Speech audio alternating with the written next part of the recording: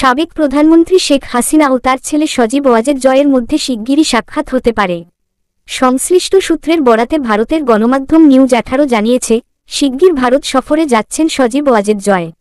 শেখ হাসিনার দেশত্যাগের পর এটিই হবে মা ছেলের প্রথম সরাসরি সাক্ষাৎ। এই সফরে মায়ের সঙ্গে নয়াদিল্লিতে সাক্ষাৎ ছাড়াও কলকাতা যাওয়ার সম্ভাবনাও রয়েছে তার। নিউজ 18 জানিয়েছে, সম্প্রতি যুক্তরাষ্ট্রের নাগরিকত্ব নিয়েছেন জয়। সূত্র জানায়, তার বাংলাদেশি পাসপোর্ট বাতিল করে দেওয়ার পর তিনি আমেরিকার নতুন পাসপোর্টের জন্য আবেদন করেছেন। আওয়ামী লীগের নির্বাসিত নেতাদের মধ্যে জয়ের এই সম্ভাব্য সফর নিয়ে উৎসাহ উদ্দীপনা লক্ষ্য করা যাচ্ছে। তার ভারত সফরের প্রেক্ষাপট এমন এক সময়, যখন বাংলাদেশের অন্তর্বর্তীকালীন সরকার আনুষ্ঠানিকভাবে আওয়ামী লীগকে নিষিদ্ধ ঘোষণা করেছে।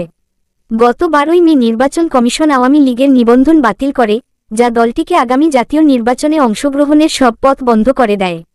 এর আগে 10ই মে অন্তর্বর্তীকালীন প্রধানমন্ত্রী মুহাম্মদ ইউনূসের নেতৃত্বাধীন সরকার এক প্রজ্ঞাপনের মাধ্যমে আওয়ামী লীগ ও এর সহযোগী সংগঠনসমূহের সব অনলাইন ও অফলাইন কার্যক্রম নিষিদ্ধ ঘোষণা করে।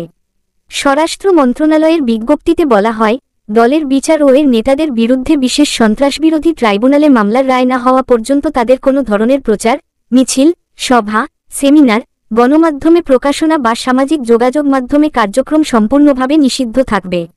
প্রজ্ঞাপনটি সঙ্গে সঙ্গেই কার্যকর করা হয়েছে।